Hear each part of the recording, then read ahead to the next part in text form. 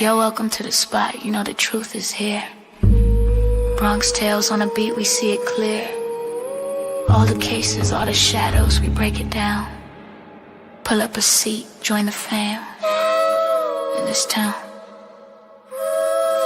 Every story matters, every voice you bring. We don't just talk the talk, we let the facts sing. Logan and Bronx, yeah, they lead the way. Shining light in the dark every single day. Yeah. Curiosity welcome, questions never wrong. Here you belong, it's a family strong. From cold cases to the ones unsolved. Together we uncover, together we evolve. No gossip, no rumors, we keep it real. Every detail matters, every clue you feel. We vibe, we learn, we investigate. BronxTails, true crime, let's elevate. Stay with us every night and day. We uncover the truth in our own way. Come here, let your mind explore. BronxTails, true crime, always more in store. Yeah, welcome home.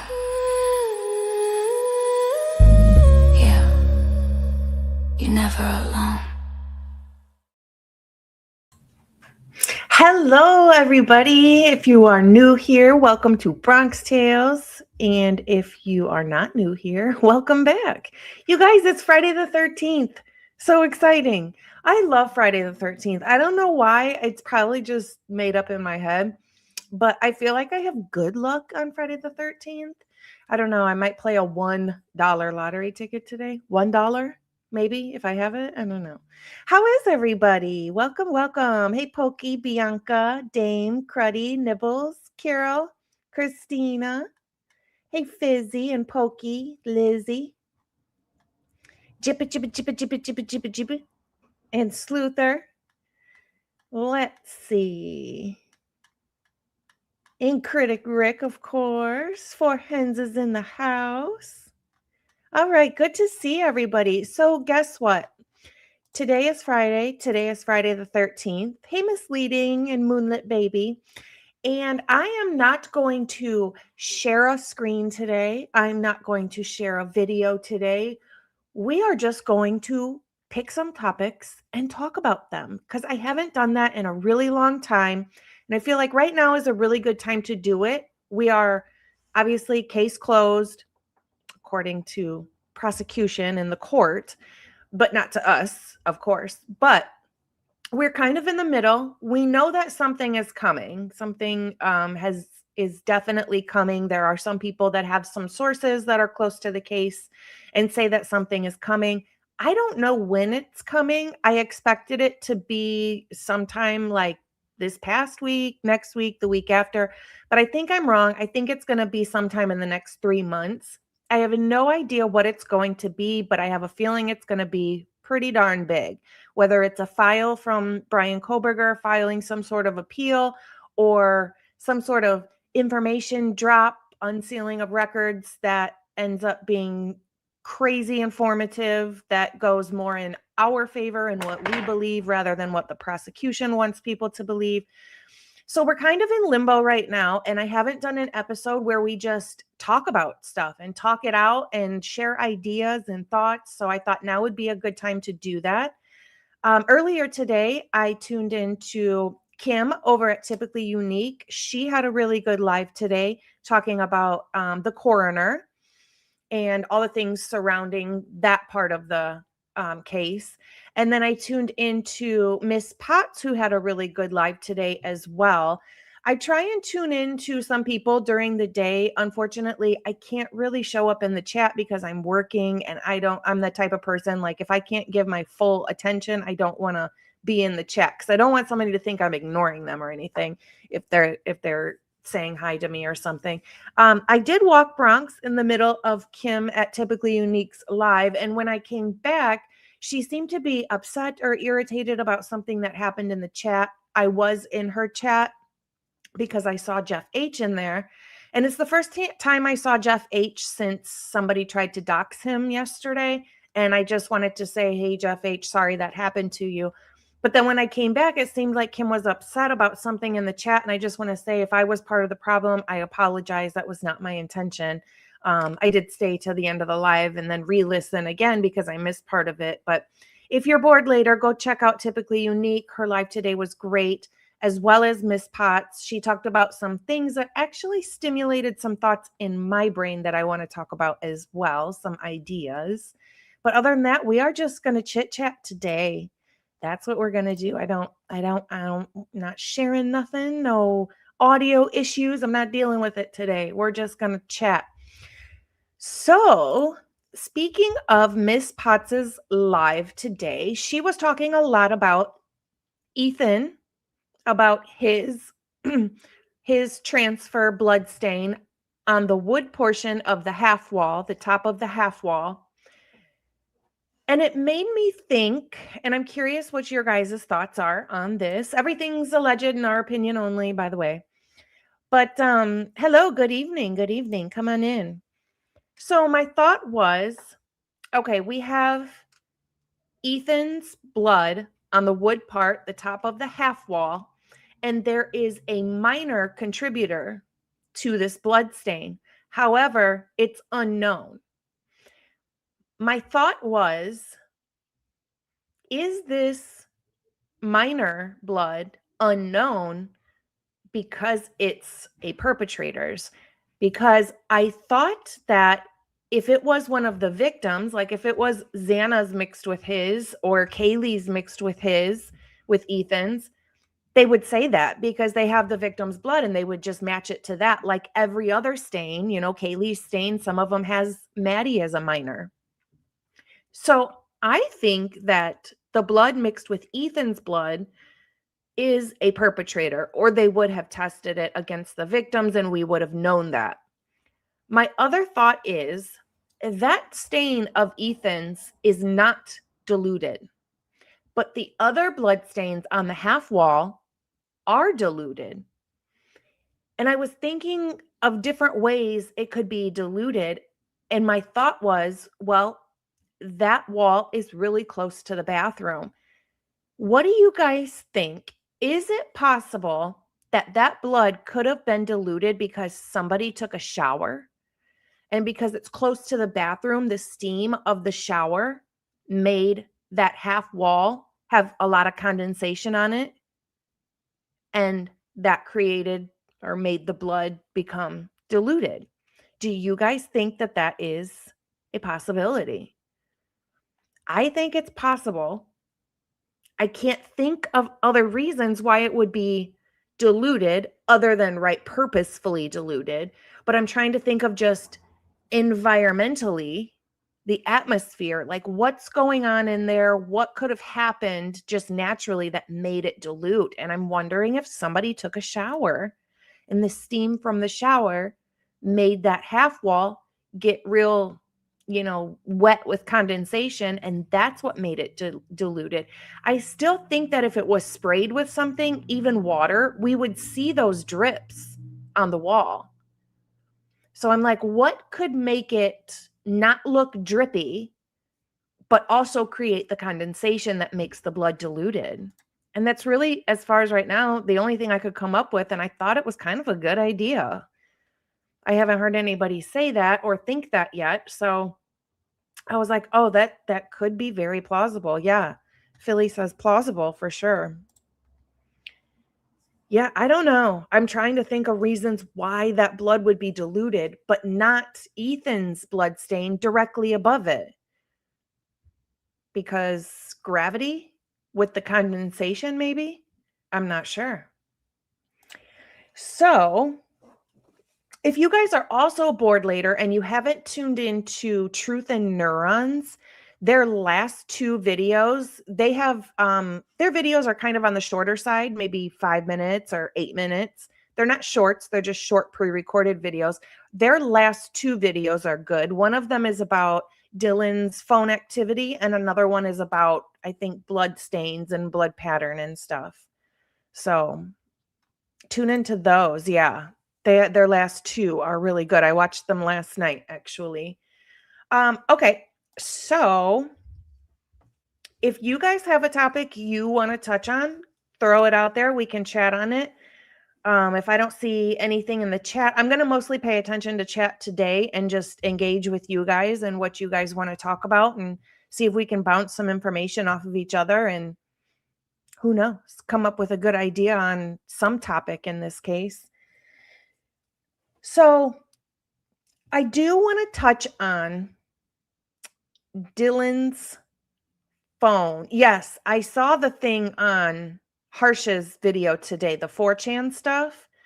I thought it was strange, and I usually like to watch something a couple of times before I form an opinion on it, and I only got to watch it once, and I was working, so I'm not going to talk on that video just yet, because I don't even know the back history on that comment and stuff. I don't know who made it or where it came from. Oh, speaking of comments, did anybody see Pav's video today?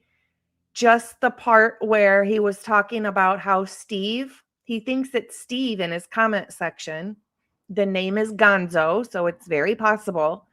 And this Gonzo character is calling Pav and basically us, anybody who pretty much believes similar narrative, called us a cult, said that we're just a cult, and he's our leader.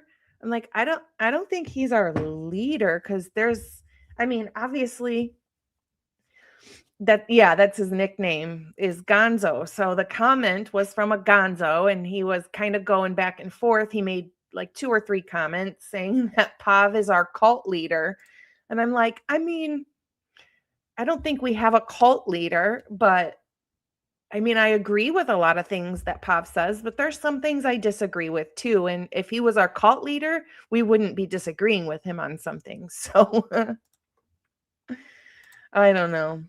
Twist says, I doubt SG was calling us all a part of it. I don't know. It's possible. Hey, Kat. Kat is a new member today. I know that you are not new. I talk back and forth with you here and there pretty frequently, so I know you're not new, but welcome back to the club. Oh, okay, you're saying Pav watchers are cult people. Hey, I watch Pav. I don't necessarily agree with everything he says, but I do tune in and see where he's going with some stuff, but I agree with some, disagree with some, but I think that's natural in this case. You have a bunch of different channels talking about the same stuff, but a lot of times we'll come to a different conclusion, which I think is actually really cool. We can all have the same information and be on the same page, but just in different sentences, right? I think that's cool. So I do want to talk about Dylan's phone and her phone activity. And I was thinking on it last night. Now, she says in one of her messages, she says, fuck, my phone is going to die. And I really struggle with that. And I struggle with if that statement is even true or if that's just part of their cover-up story. And the reason I say that is because we know she was up and awake and aware at 3:51 in the morning because she saved a contact then. Doesn't matter how she saved it. We just know she was awake and aware at 3:51. She was also using different apps on her phone at that time, all the way up until that text message, whenever it was, like 4:19. So that was about 30 minutes of time she had that she was on her phone. Well, she would have seen that her battery is low, and a normal person would have either put it on the charger or gotten up and gotten their charger and put it on the charger, because you wouldn't want your phone to die in the middle of the night. So she knew that whole 30 minutes that she was on her phone before she sent the message to Bethany that said, fuck, my phone is going to die. She knew that well before that. She was on her phone at 3:51. So why didn't she get up and get her charger or put it on the charger then when she saw it getting low at 3:51 or any time in between that? It doesn't make sense to me. I'm starting to think now that that's just part of a story. Fuck, my phone is going to die, which is part of the reason she had to go down to Bethany's room to put it on the charger too. I don't know. I just think it's weird. She had 30 minutes to charge it, She had 30 minutes looking at her phone, knowing that it was getting low. The battery was getting low. So why didn't she put it on the charger before then? And then suddenly there's this frozen shock phase emergency and somebody comes in and is killing everybody. And now you're worried about your phone's going to die. But you knew that the last 30 minutes. It doesn't make sense to me. Jeff says, was her charger one of the ones in the living room? It's possible. At first, when we saw the pictures, I thought her charger was in her room.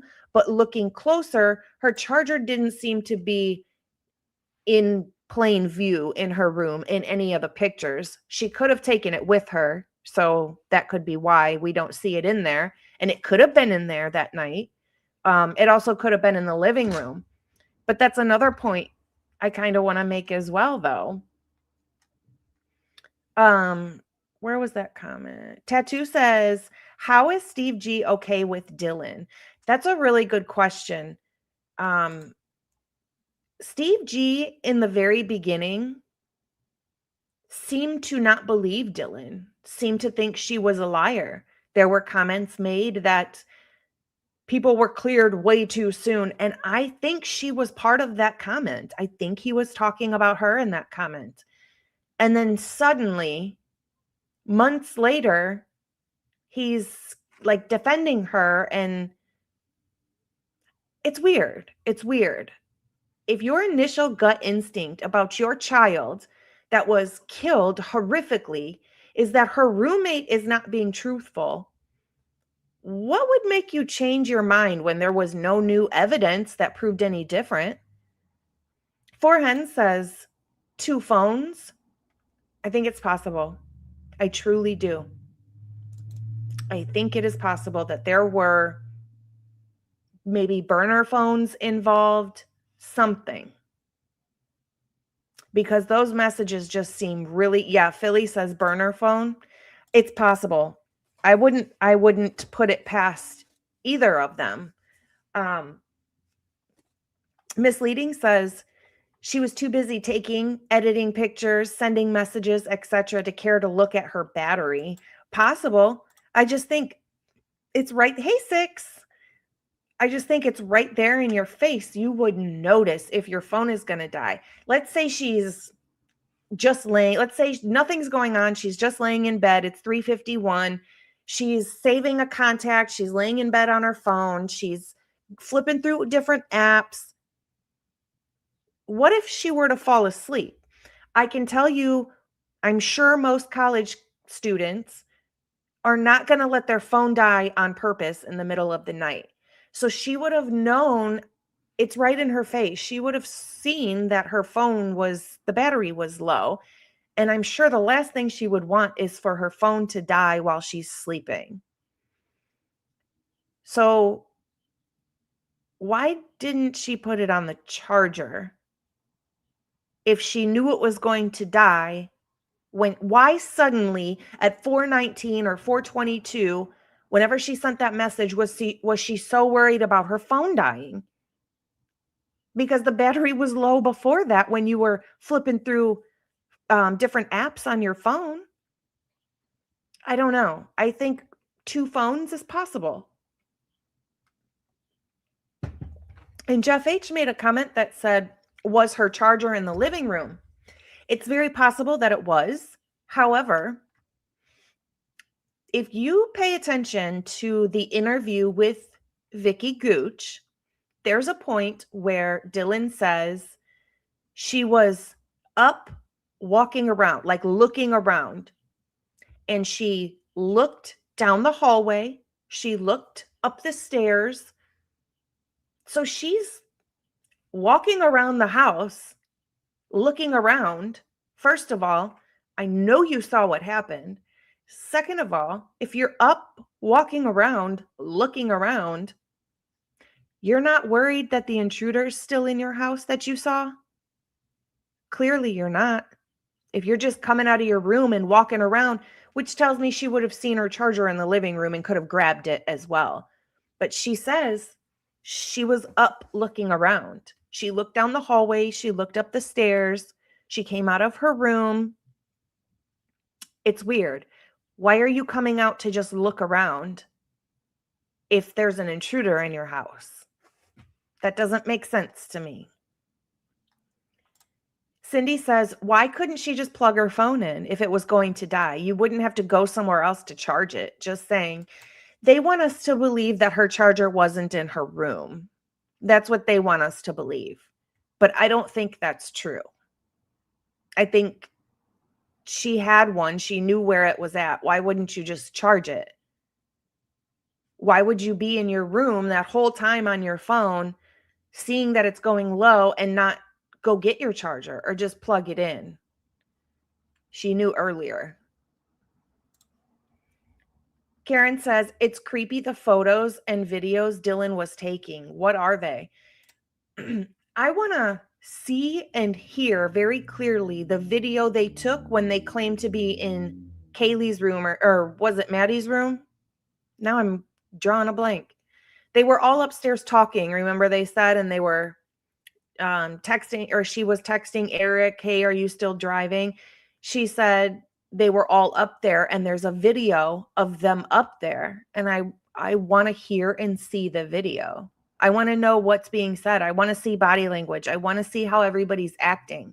Was this oh, okay, everybody's here. We could get started on what is going to happen tonight. No idea. Erie says, in DM's interview, she repeatedly says, the walls are so thin, you can hear everything. Yet 2 were attacked directly above her, and 2 more people, and 2 more 20 feet away with an open door. She heard it. There's no possible way she didn't. Not possible. If you can hear footsteps from Kaylee going up the stairs, then you can hear, and Kaylee did not have any shoes on, you can hear people being killed. Tattoo says, I don't believe her phone was dying. I don't either. That was kind of like my point in saying that is she knew the whole time her phone was going to die because it would get lower and lower. The battery would start turning red as it's getting lower and lower. And she would have known that the whole time. I don't think it was going to die. I think that was just going to be another reason of something, right? Another reason that she didn't reach out to anybody. I think it's bullcrap.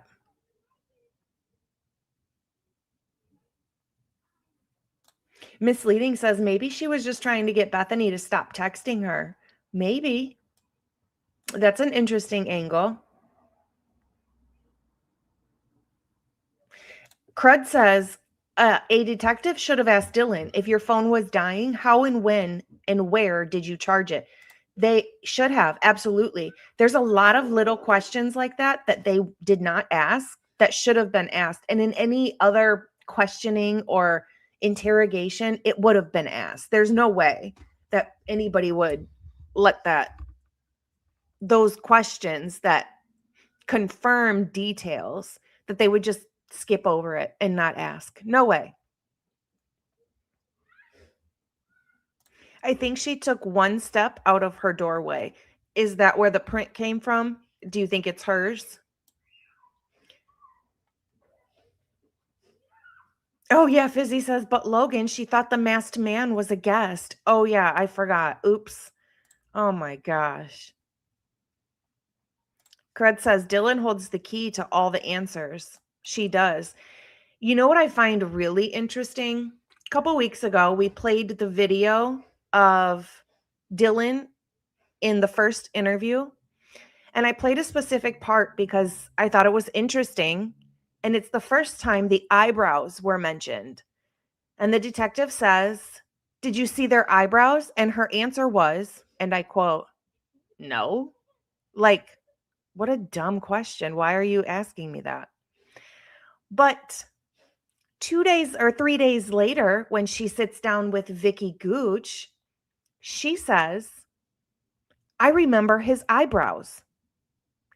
You just said 3 days ago when the question was asked, did you see his eyebrows at all? She said, no.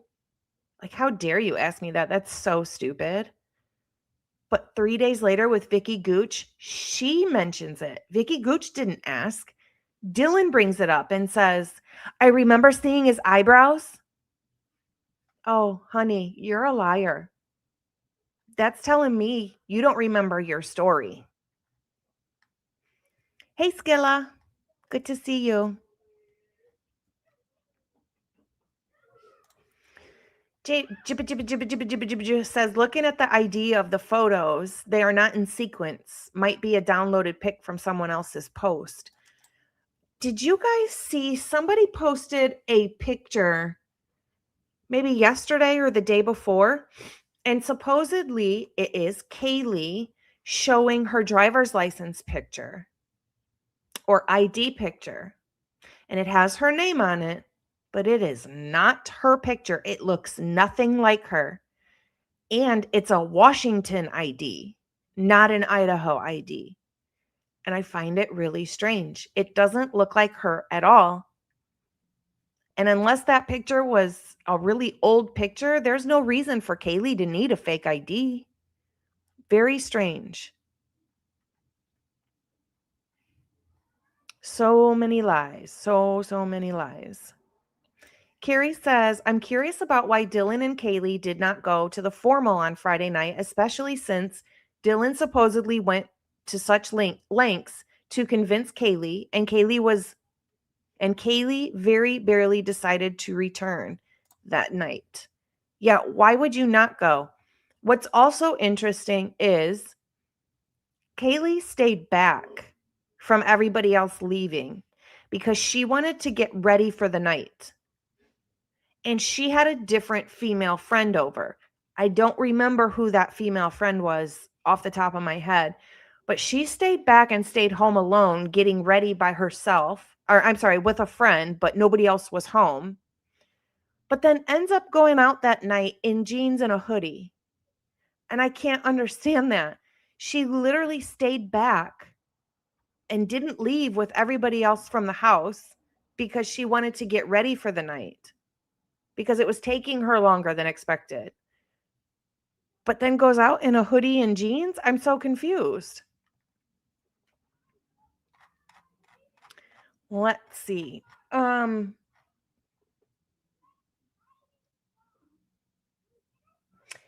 other question about Dylan's phone is she starts calling the roommates, right? Starts calling them. And we've discussed before, if Bethany's the one who called you, or if Kaylee's the one that you hear, why is she not the first person that you try and get a hold of? The first person she tried to get a hold of was Xana, which seems strange to me. If you're saying you hear Kaylee crying, you hear Kaylee running up the stairs saying somebody's here, but then you hear all these noises and you claim to call Xana first, or you called Xana first. My question is, did she know the sequence in which the victims were going to be killed? And are her phone calls in the sequence that she thought they were killed? Did she call, you know what I mean? Did she call Xana because she was supposed to be killed first? Because she calls everybody, and I'm wondering if those were not calls to see, hey, what's that noise? Those were calls to see, are they dead yet? Because if they don't answer, then they're probably dead. That's my question. Sorry, Bronx is happy. That's his happy. So yeah, that's my question. It seems weird to me. You would think she would have called Kaylee first because that's the person she hears freaking out, but she doesn't. And then she only tries to call each person once and they didn't answer. It's not like she tried over and over and over and over. All those noises and you call one time. I'm just wondering if that was on purpose and that was in a purposeful sequence, because those are Pitbullpotamus, because those are the times that, or the order of the victim's death. I don't know. My friend's here to take Bronxy out for me. What else did I want to talk about? Oh, Miss Potts. He does. He barks of happiness and freaks out, and then he cries in the middle of his barking, and his tail's going crazy, and it's so funny. He jumps around, and then when the person finally comes in the door, he has to bring them a toy. He has to bring you something, and he'll search around for the best thing to bring you. It's so cute. Jibba Jibba Jibba says, Dylan never said she saw Xana except laying on the floor in underwear. Correct. But she does say that she sees her 2 times. One time on the way down to the first floor, she says she stopped and looked down the hallway, and that's when she saw Xana. If you're freaking out and you're supposed to be running, why are you stopping? Especially if you just saw an intruder in your house. My other question is, when she goes out of her room to go downstairs and she stops and looks down the hallway at Xana and says, oh, it's okay, she's just passed out drunk, and she stops to look, how did she know that there wasn't any perpetrators in the house at that time anymore? She started playing on her phone, right? She tries to call the victims, and then at one point she stops calling everybody and is getting on Instagram and things like that on her phone. Is it because she knows at that point all the perpetrators are gone? Was there a point in time where Dylan knew that for a fact that there weren't any more perpetrators left in the house?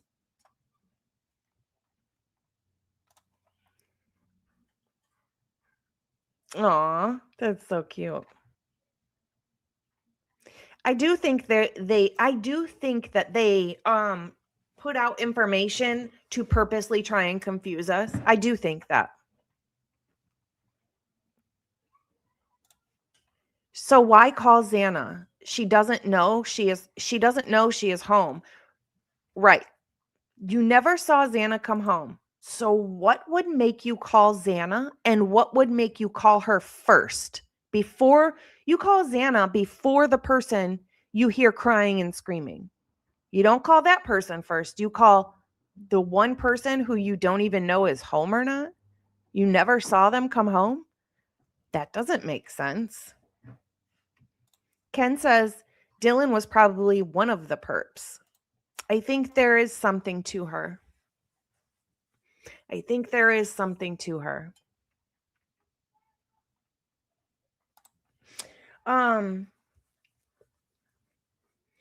Miss Potts made a really good point earlier, and that was, if investigators knew that Ethan had a separate apartment, why was it never searched?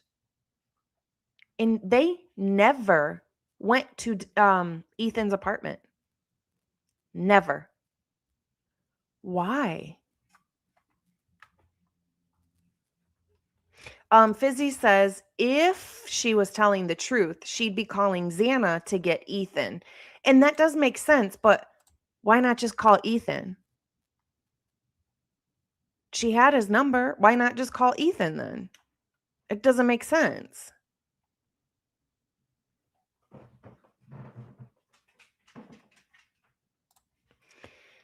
What YouTube handle 3 says, what evidence is there Xana did not exit her bedroom prior to the bloodshed in her bedroom specifically? I don't know if there's evidence that she didn't exit her bedroom, but we know with the crime itself, there's none of her blood outside of the threshold of her door. So I think that's what people are referring to. I know at one point they told us Xana's blood was on the stairwell from the 2nd to the 3rd floor, and that's not true. You know, it's crazy. I always wondered, why didn't they use luminol? Why would they choose to use amido black rather than luminol? And now with the whole fingerprint thing, it makes perfect sense because they used luminol in Brian Koberger's car. And if you were looking for cleaned up blood, you'd use luminol, but that's not what they were looking for at all. They were specifically looking for prints.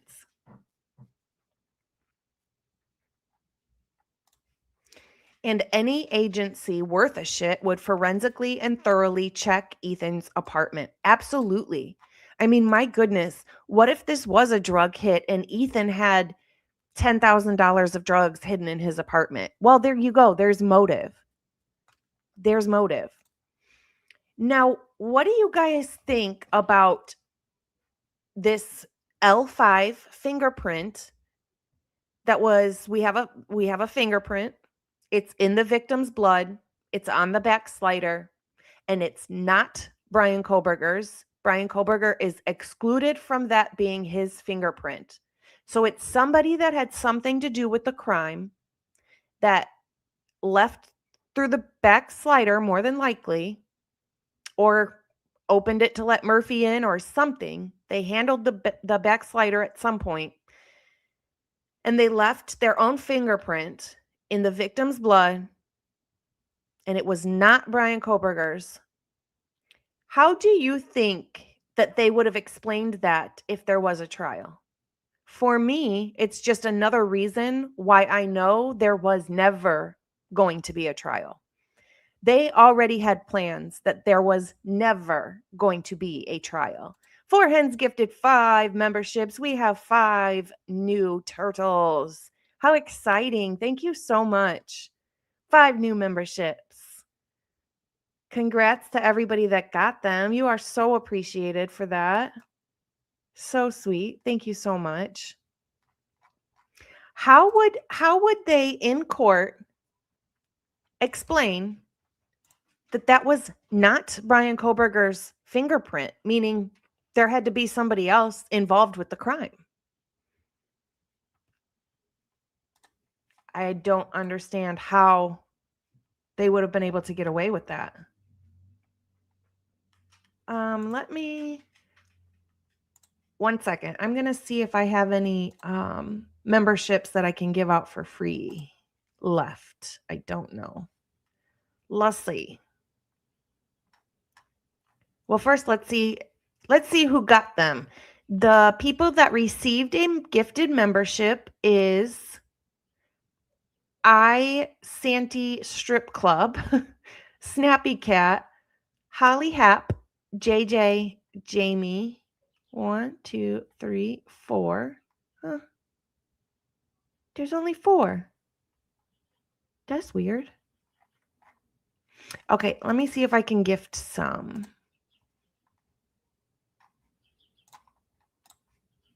I can. Here we go. Ready? Ready? 1, 2, 3, go. I just gifted 5 memberships. Let's see.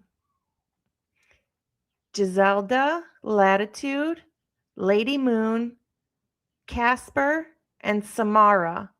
I wish I could pick who gets the memberships, but we don't get to pick. So cool. I actually forgot about these. I forget that I get 10. I just found out last month. Okay, so YT Handle 3 says using Amido Black can compromise forensic evidence if used first prior to sampling. The documents even note that the latent L5 was affected by oversaturation, inappropriate use of Amido Black.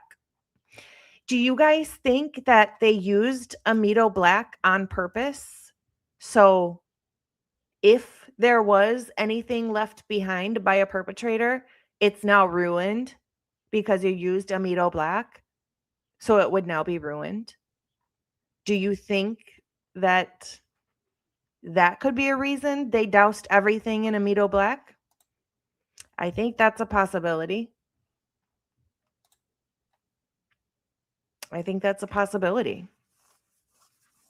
And I'll tell you, I'll never understand why they tore the house down just to then turn around and build a replica of it. It doesn't make sense other than, right, covering everything up. That's the only reason.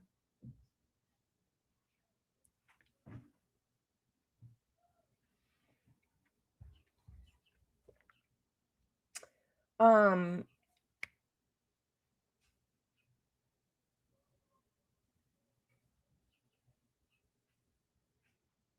oh yeah, I did all that. Okay, cool.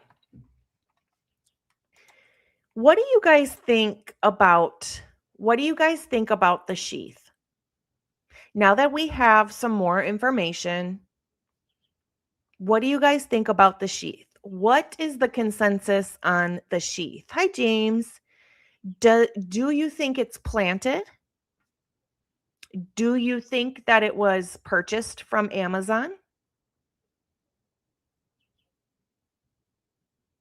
I don't think that Brian Koberger's DNA got on the sheath, obviously, because he touched it or it had got his DNA on it from him handling it, right? Did they check for fingerprints on the sheath? I don't even remember. Planted, but belonged to somebody in the house. I think that's a huge possibility that the knife sheath and knife that was possibly in the sheath was actually used by a victim as self-defense. Oh, that's a good thought. Pokey says, I think it was planted by the rando with his uncle's jacket. The guy in the reports who said he put on his uncle's ATF jacket and went inside the crime scene. That's a possibility. They dusted for prints, hence the change in colors in the pictures. Yeah, I noticed the colors changed. I wasn't sure exactly what they did with it.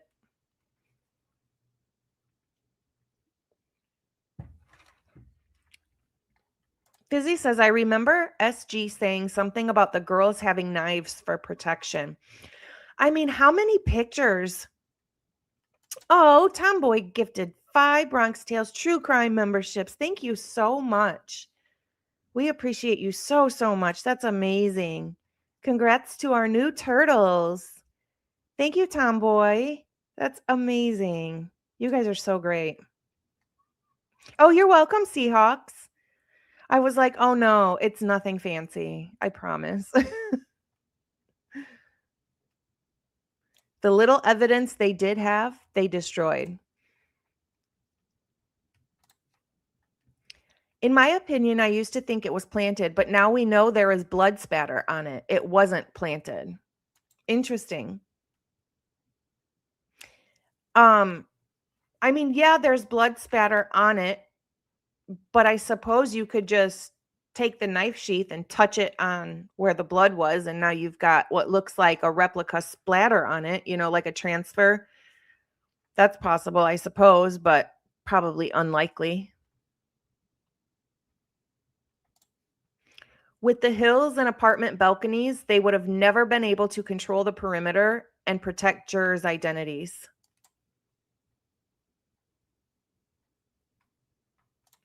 The bloody fingerprint proves there was another perp. Yeah. Yeah, it does for sure. The bloody fingerprint proves there was another perp because they tested Brian Koberger's prints to that print, and it's not his print. So because it was in the victim's blood, it would have to be a separate perpetrator, another perpetrator, a different perpetrator. K-bar knife sheath. So many different variations. No weapon. Nope. I'm wondering if there wasn't a weapon because it wouldn't match what they wanted us to believe. If they wanted us to believe this knife sheath, and knife sharpener was purchased on Amazon through K-bar, we would be able to distinguish. If they had found a weapon, we would be able to see the difference in the weapon. If it was absolutely ordered from Amazon, it would be different than a knife that was purchased from a third party or a knife that's not even a K-bar. Just because it's a K-bar sheath doesn't mean there was a K-bar knife in there. I'm skeptical because of some of the wounds. Some of the wounds indicate that it was possibly a double-edged weapon. and not just a single-edged weapon. But to me, that also shows, well, then you've got 2 different weapons, and technically 3 if you want to count the stripes on Kaylee's face, which I think was made from the butt of a gun. Ugh. The medical examiner said there were signs of a hilt in Maddie's chest wound. Dang. Yeah, I also heard that they had to physically hold her chest cavity together because the wounds had separated her chest, like, completely separate. Like, it was just, ugh. Forhen says they're lucky BK confessed. He would not have been convicted. No, I don't think he would have been convicted. I mean, what would the prosecution do if the defense stood up there and told a jury, you claim to have one perpetrator, however, we have a fingerprint in the victim's blood that doesn't belong to your one perpetrator? That's the biggest reasonable doubt I've ever heard in my life.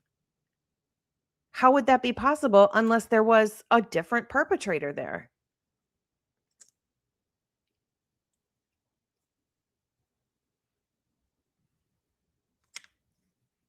You know, Tomboy says something interesting. Tomboy says if that was a K-bar, the tip would have broken off the second it hit bone. And it's interesting you say that, because when I was doing all the digging I did the other day on the or for the episode the other day on the knife sheath, that was one thing that kept coming up, was the tip of the knife hitting bone and breaking. That's very common that would happen. Very possible that would happen if that was a K-bar knife, especially with that clipped point on the bottom. It's very possible that could happen, that it would break. I would think with the force that they were using and so many victims, it would be difficult for it to stay intact if it was a K-bar and not have the point break off. It's possible that it was a sturdy knife. I don't know, but it's also possible that it could have, broke off. Amanda says it's very unlikely that a K-bar tip would break off simply by hitting bone, as they are designed as heavy-duty, robust combat and utility knives. I could see that too, but there was, when I was looking it up, there were different things on it that said that the tip of a K-bar could break off from hitting bone, which I thought, yeah. I'm like, well, they're supposed to be made for that. It makes me wonder if the K-bar was used.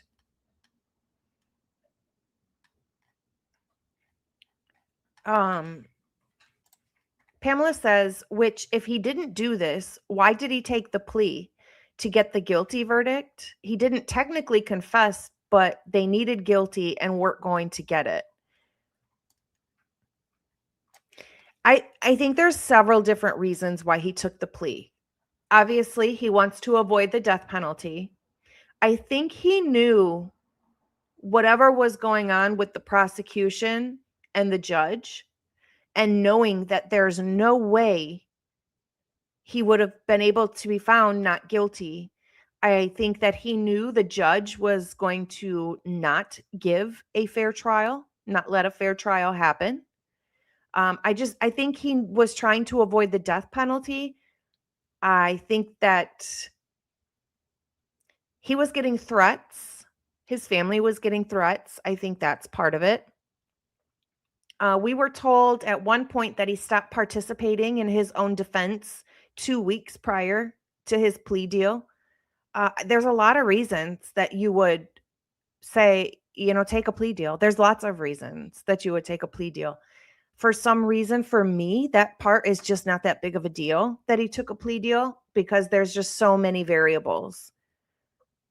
He could have simply wanted everything to just stop and be over with. Just stop. Like, I'm done. There's no way I'm going to get a fair trial. My family is being threatened. You won't give my defense attorney enough, more time after a leak. There's been leaked information. There's no way I'm going to get a jury of my peers that are not biased, especially after all the information that's out now. I think he just thought the best of the worst is for me to just take a plea. If you think jail is comfy, go and find out. Yeah, I can tell you it's not. It's definitely not.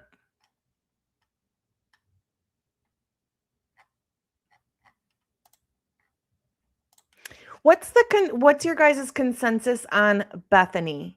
Do you guys think she was there? Do you think she got dropped off? Do you think she was going to leave and that's why she was standing way out there by the telephone pole? Do you guys think Bethany was actually there? That's what should have been done, right, Fizzy? Why didn't they stop all proceedings till they found the leak?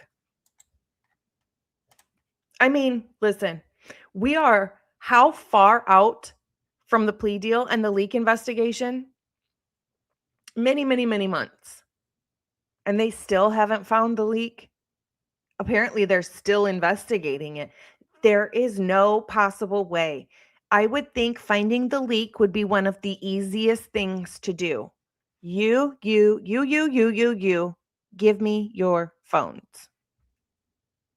Yeah, then it's not that difficult to figure out who leaked the information. I don't think anyway.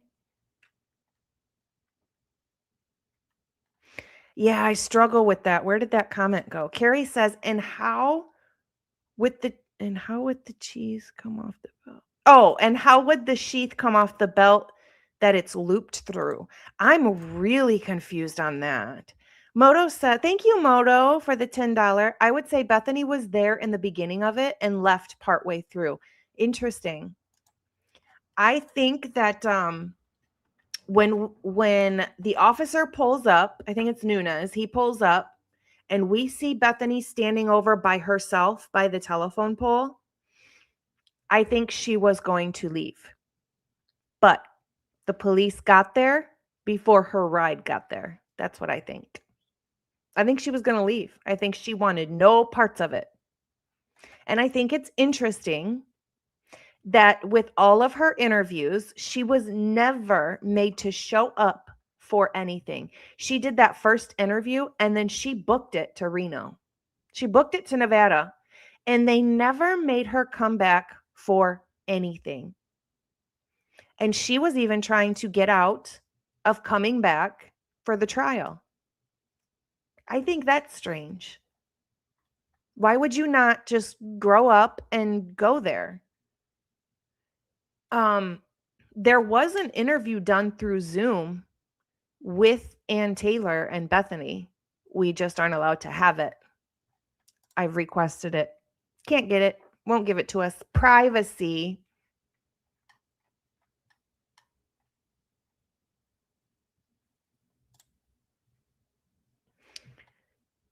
That could be why the door was open.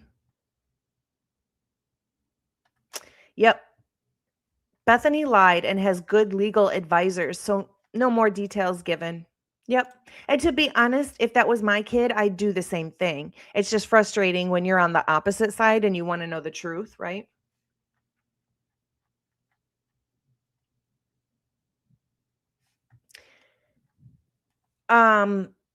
Tomorrow, actually, we have a guest on, on Saturdays, I do Dago's show with him over on the Verdict Room at Dago's True Crime Cafe. And we have a cool guest tomorrow. So you guys are going to want to tune in because I've sent over a bunch of questions that are pretty interesting. So you guys will definitely want to tune in tomorrow to that. Michelle says, I think Bethany's involved somehow. I think Dylan participated. I feel like at this point, listen, something is going to drop soon. Something's going to come out. There's going to be something that happens soon. I'm not sure what it is, but I think it's in the near future. I'd say sometime in the next 3 months. However, what I find very interesting is not that long ago, Dylan's GoFundMe account was frozen. And not too long after that, there was one document released and unsealed, and it was Dylan's phone activity. I don't think that's a coincidence. There is something going on behind the scenes. Why would they freeze her GoFundMe if she's such a victim? Why would her GoFundMe get frozen or paused? That's interesting. Very interesting. Fizzy says, I think it was frozen the same time the WSU lawsuit came out. Oh, that's possible. That's what I want to know, Twiz. Who put it on pause? Who paused it? Why did they pause it? That's pretty significant that somebody, we don't know who, paused it. And then not long after, all of her phone activity came out that everybody has been sending FOIAs in for forever. I know I sent 2 in specifically for her phone information, and they told us no. Then her GoFundMe gets paused and they release it?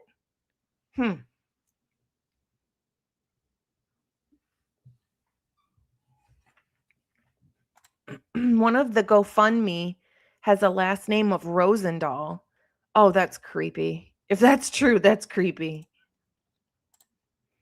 Mary says, I Googled it. A GoFundMe campaign may be paused if it is flagged for potential fraud.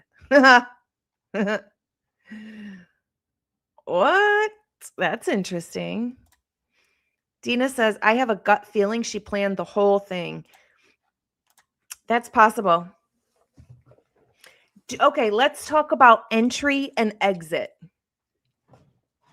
Well, actually, first, let's talk about, put the number in the chat. How many perpetrators do you think there was? I say anywhere between 2 to 4. I think closer 3 to 4, but I'm just to be safe, say 2 to 4. Truth Exposed says 1. Taratha says 6, 4, 3, 3, 4, 4, 5, 2, 4. 3, 4. Frats 3, 3, 4. I would say that's pretty much what I think, anywhere 2 to 4. How do you think 3 plus Dylan and Bethany and Hunter? I think 4. I'm not beyond thinking there were some extras like the frats. 3 to 4, 4. You sound like Monica on 7, 7. 4, 3, 3, 3, 4, 3, 7. Thank you, Moto. The guest you had on last night with Dago and the rest had some really good points.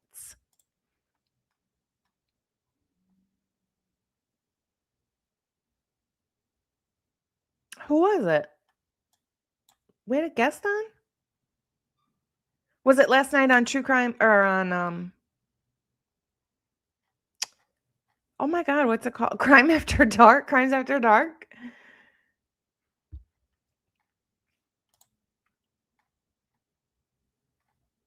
Seven. 3 men and 1 woman. I think that there was also probably some sort of lookout. So I find this truck really interesting. And I don't want to get super deep into it because it's going to be part of one of our lives next week. But I do find this truck very interesting. We hear and see either the same truck or a very similar looking truck over and over during this entirety of this case. We see a truck driving, by Grub Truck. We see a truck, we hear a truck circling the area. We see a truck going around the area. And then we see a truck leaving the area seconds before police get there at 11:58 in the morning. I'm wondering if whoever has this truck, is driving this truck, has access to this truck, is somehow staking out the area, being a lookout for that night, and then still being a lookout. And then as soon as the police come or they get wind that the police are coming, they book it. The black truck. Yep. The black truck. The black truck. Yep. I drove past when Enton was given interviews almost every time. Oh, interesting. Huh. That's crazy. Okay, so we have a good idea. There was a truck that drove past the grub truck that night that looked very similar to the same truck that we continue to see throughout this whole crime. And then we can hear it. We can hear it on Walenta, driving back behind on Walenta. And then we see it at 11:58 in the morning, booking it right before the cops come, leaving the area. So I think that there was a lookout. I think that there was at least one person driving around, maybe seeing, oh, okay, there's a cop right now on this street. There's a cop gotten, people pulled over on this street. There's a cop over here in front of Banfield that has people standing outside, letting people know, whoever's going to commit this crime, letting them know what's going on all throughout the whole area. Hey, there's a cop here. There's undercover here. The victims are here, and so on. Pamela says, how do you explain the lack of proper interrogation of Dylan, Bethany, Hunter J, and Jack D? Someone higher up has to be involved. Absolutely. Absolutely. I don't rule out the frats. I'm not there yet. I can't rule out the frats just yet. And part of that comes with a lot of the audio we hear in the morning around 2 something. A lot of people think that might be party noises, and that's fine. I just don't necessarily think they are. I hear females crying. Why are females crying? And it's not like jokingly. There's females crying. There's a guy yelling at another guy. That's not party noises. And if it was outside, we didn't hear from anybody in the neighborhood saying they heard people outside screaming and yelling.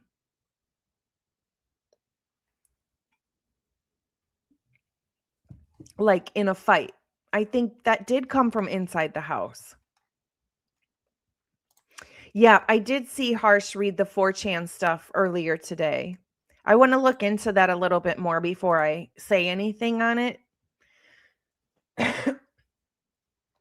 But it's weird. How does... Okay, let's go from there. So we have people think anywhere from, we'll say 2 to 6, but mostly around 3 to 4 perpetrators. Where do you guys think the entrance was? Did they all enter in the same place, within the same door? Did they enter just before the crime? Or had they been lying in wait, waiting for the victims to come there? Did 1 or 2 come up the balcony on the 3rd floor?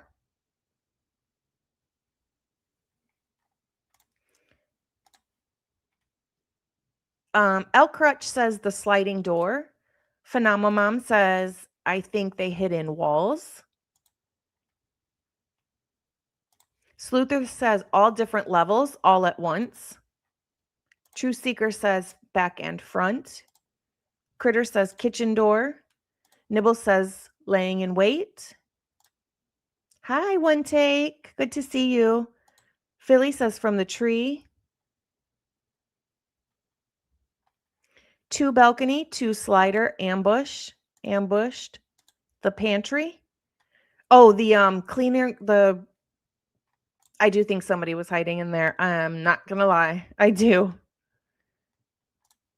JP says, I think someone came in through KG's room, the balcony. Dylan kept Kaylee and Maddie busy while the attack started downstairs. That's an interesting angle, actually.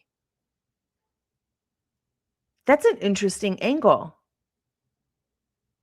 That Dylan went upstairs on purpose and was, being loud and laughing. We can hear part of the video. We just can't see it or hear the whole thing, but we can hear part of it. And they're like laughing and being loud. I wonder if that's to cover up so people can make entry. That's interesting. Is there a video of Dylan and friends walking home from the party? So all of Dylan's friends said that she walked home, and Dylan claims that she got a ride home. Interesting, right?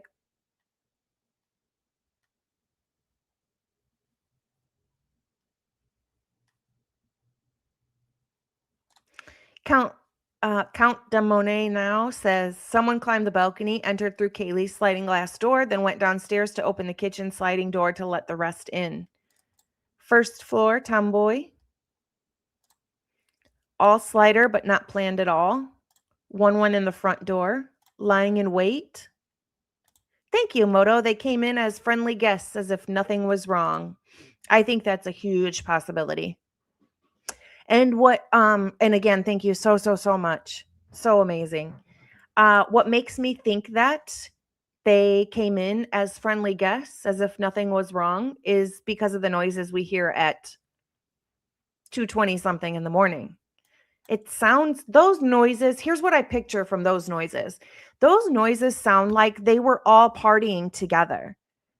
And then they went back to 1122 or had already been at 1122 for a while and they started arguing with each other. Even though they were hanging out together, they started arguing with each other. And then that's when and then it just trickled and the crime happened. Everything got worse and worse as time went on. The yelling, the arguing. That's what I think. But I also think it's possible that if they didn't know the perpetrators, then the perpetrators were lying in wait for them to all come home. All 3 entrances, Dylan was a lookout. I do think that. I think Dylan had something to do with how it all went down, being the lookout, and then made to tell some made up story. That's why Kaylee ran downstairs. Oh, wait. Attackers summoned, signaled over. Entry points could be anywhere. And Pamela says that, in my opinion, because of the light flashes we see. We see signals, you guys. We see signals. You can't ignore those. Ken says that's why Kaylee ran downstairs and her blood ended up on the 2nd floor. I'm surprised that Steve G is saying that that's not true, that Kaylee was in the bed with Maddie when she was killed. Then how does just her blood alone get all over the 2nd floor and the stairwell to the 1st floor? How? That means there was a weapon that was just used on Kaylee and somehow got blood all over the pong table. Like, it just doesn't make sense. Kaylee would have had to be on that 2nd floor at some point, and I believe that's where her injuries first started. I think she had blunt force injuries on the 2nd floor by the pong table, and that was first. I don't think the stabbing on her came until she was placed in the bed upstairs.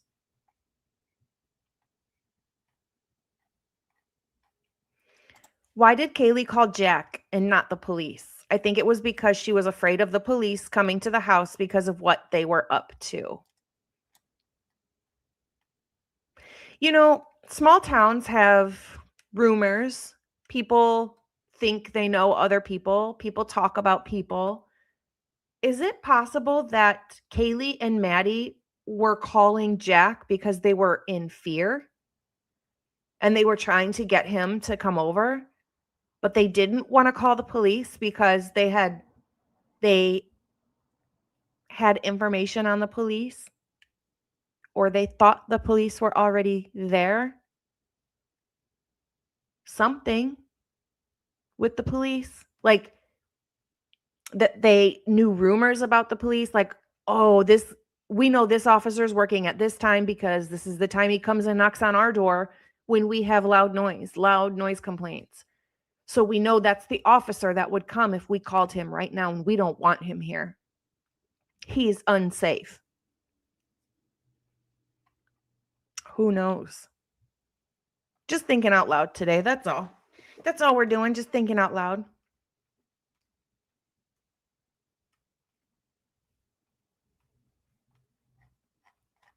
Let's see.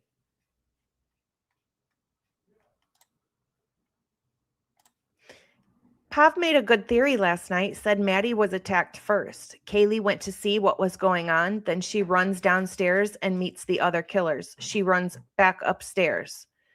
Interesting. I do think that, obviously, as far as Maddie and Kaylee go, Maddie was killed before Kaylee. I do think that. I don't know if Maddie was killed before Xana and Ethan, though. I don't think they happened at the same time necessarily, but I don't think they were killed by the same person either. The part is how would the prosecution explain no blood transfer from victim to victim? How would they explain that? What? It's Brian Koberger and he carried 3 different knives? What? 4 different knives? No.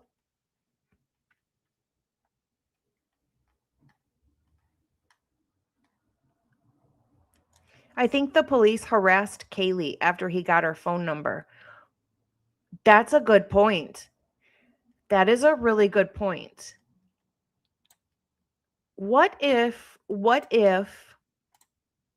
the same officer that got her phone number and took a picture of her ID is one of the officers that would have come for a noise complaint at 2 a.m, 3 a.m, and she knew that. They knew what officers would show up because they came for noise complaints often, and knew that if she called the police, one of the officers that would come would be one of the officers that had been harassing her after getting her phone number. That is an excellent point, Moto. I never thought of that. That's an excellent point. Sorry, I'm going to put my phone on silent. I have no idea who's calling.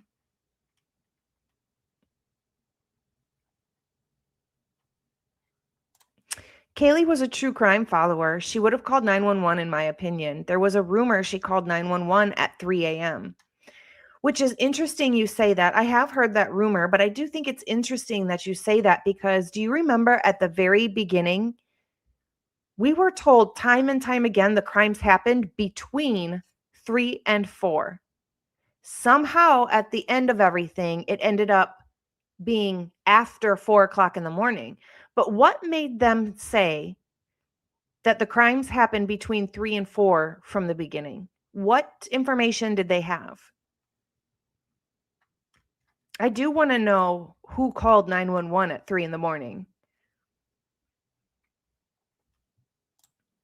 Or she was sleeping with the cop and told him shit that caused this entire mess to take place.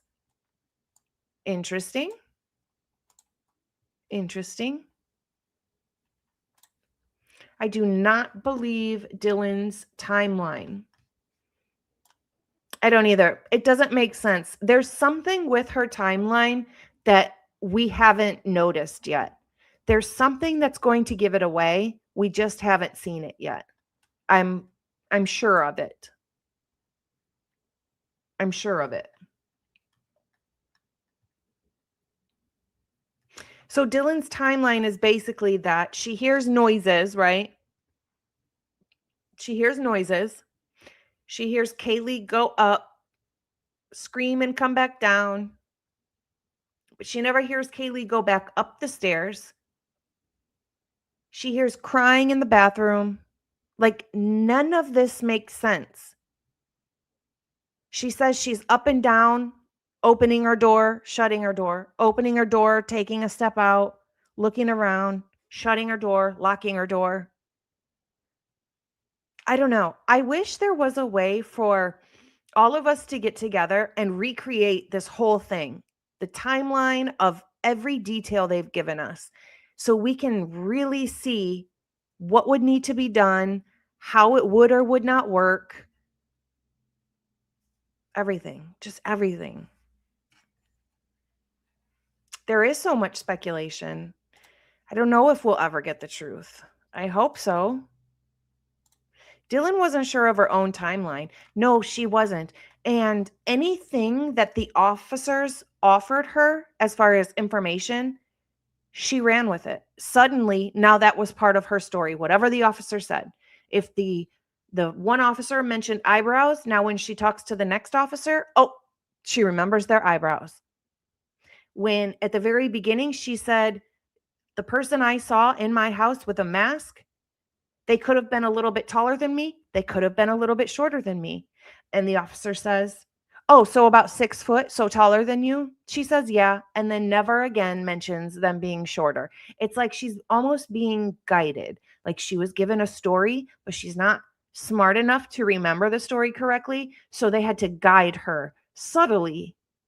It was subtle, but it was done. I believe this was a long attack. I believe it started at 1:45 when we first hear them calling Ethan and Xana's name at the grub truck. I think it was a long attack too. I don't think this was a 5-minute, 20-minute. I think that they were there for a while.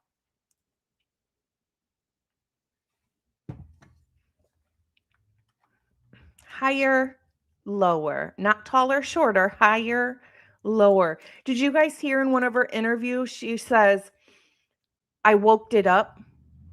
I woke it. She said woke it. Stop it.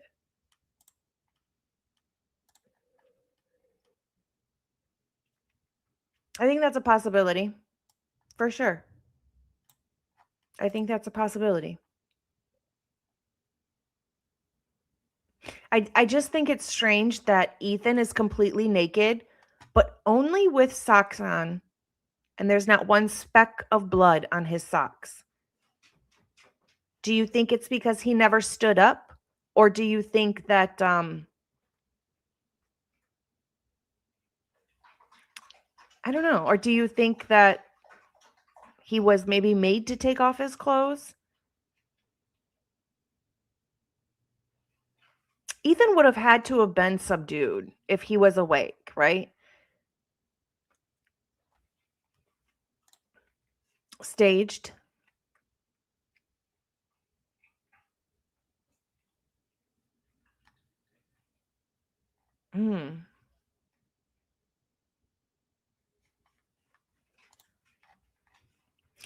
I wonder if they ever questioned the frat guys who posted that this was the best weekend ever.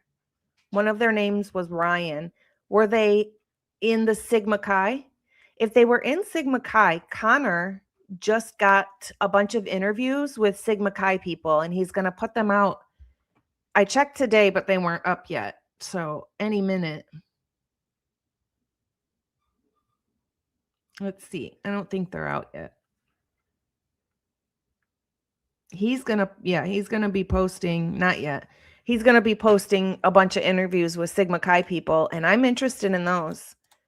From my own personal experience, Dylan's actions and words point to desperate attempts to misdirect and her willingness to agree and cooperate in order to avoid responsibility.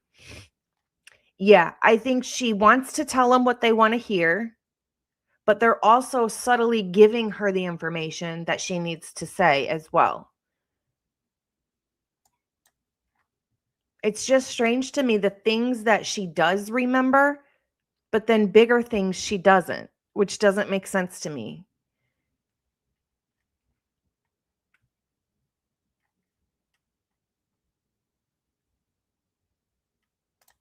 Especially given Dylan's version of what happened. Yeah. Did they ever question the Banfield guys, especially the one with the big knot on his forehead? I don't think so, unless that's part of the Sigma Chi people. But I don't think they were part of Sigma Chi, were they? Ethan had drugs in his system, so probably out of it. And who hears "I'm here to help you" down a hall when a perp is wearing a mask? I mean, that's just it. If she heard somebody tell another person in her house, "I'm here to help you," that tells you right there that something happened to somebody in which they needed help. And you don't do anything about it? What bothers me as well is Bethany said, she specifically said, "I watched Ethan take an Adderall through his mouth orally, and I watched Xana snort the Adderall.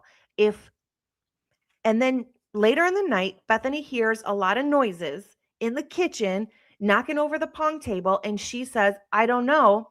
I thought it was just Ethan falling all over the place trying to make food or something." You just said you watched him do drugs before that. You didn't think to go check on him to make sure he was okay and not like he had taken too many drugs and was in the kitchen, you know, dying or whatever from the drugs? That's crazy. Yeah, she heard that they weren't wearing a mask. We all went through the 2020 fiasco. You couldn't hear people properly behind a mask. Exactly. Adderall wouldn't cause you to trip over shit. No, Adderall wouldn't, but what if he had like a reaction to, Adderall, alcohol? What if the Adderall they bought was mixed with the F word?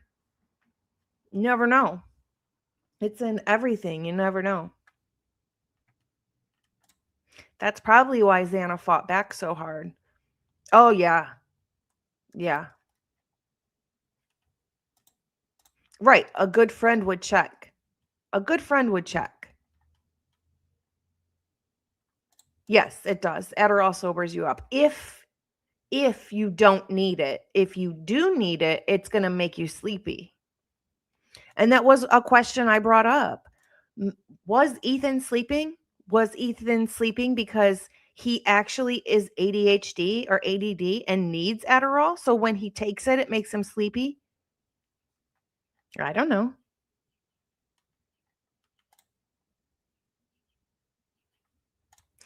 Greg says street chemist dealers are lacing everything with F because of its addictive properties, availability, and cheap AF.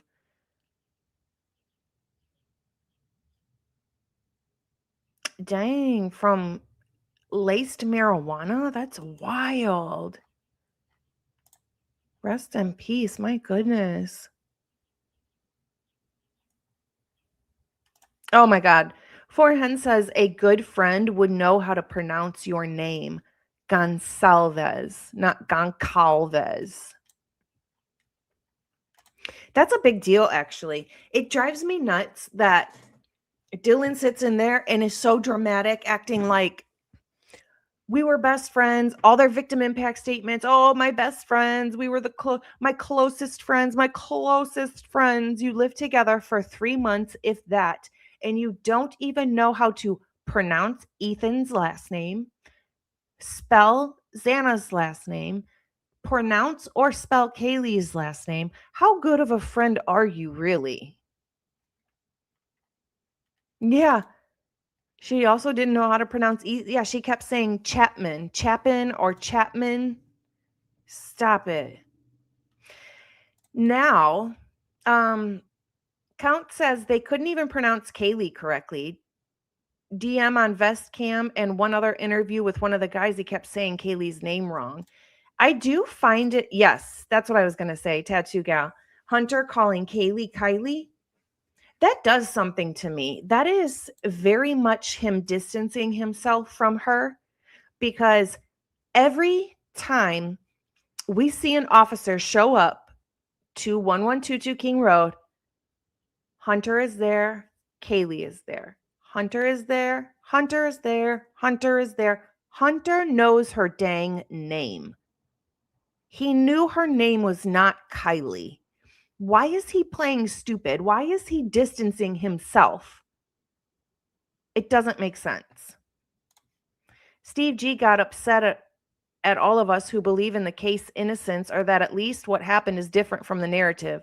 and he doesn't want true crimers. Think Kaylee would be thrilled. Right. Exactly. Moto says, thank you so much. Moto says, Bethany and Dylan's statement were essentially the same. Listen close. They both slept in their parents' beds. Yes, you're right. They both did say that. They did say that.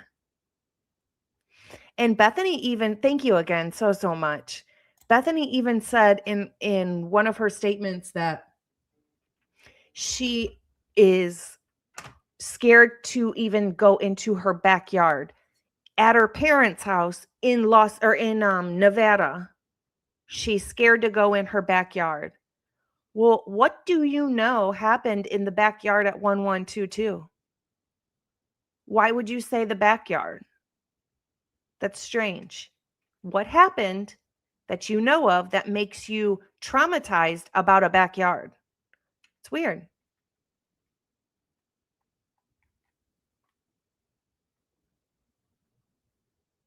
I want to see all of their communication. I want to see all of their phones, but I very much want to see the victims' phones as well.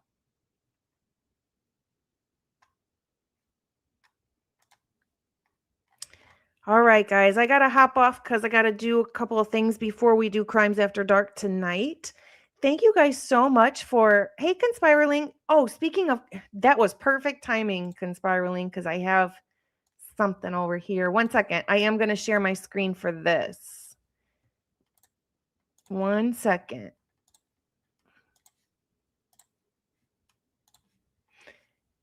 For Bronx's Buddy of the Day, I'm going to move the chat.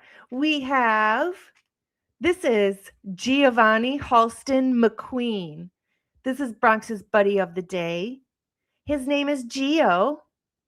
And this is the baby of Conspiraling.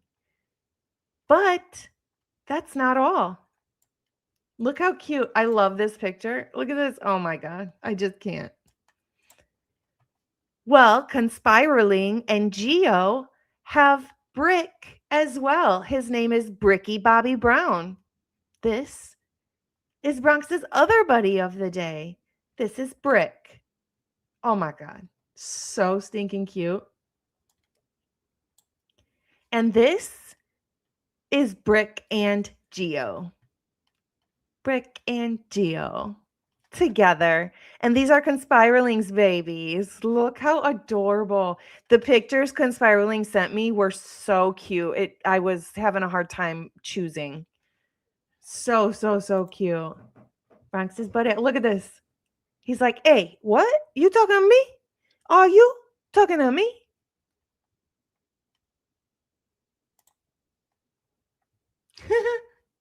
He's like, hello.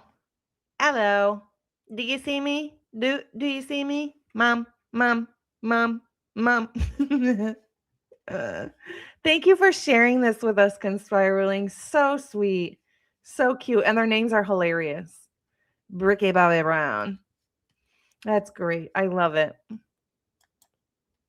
All right, guys. I am going to hop off. If you want me to show your fur baby on Bronx's Buddy of the Day, please send them to our email. Our email is always in the description box of every video we have. So it's BronxTails, truecrime@gmail.com.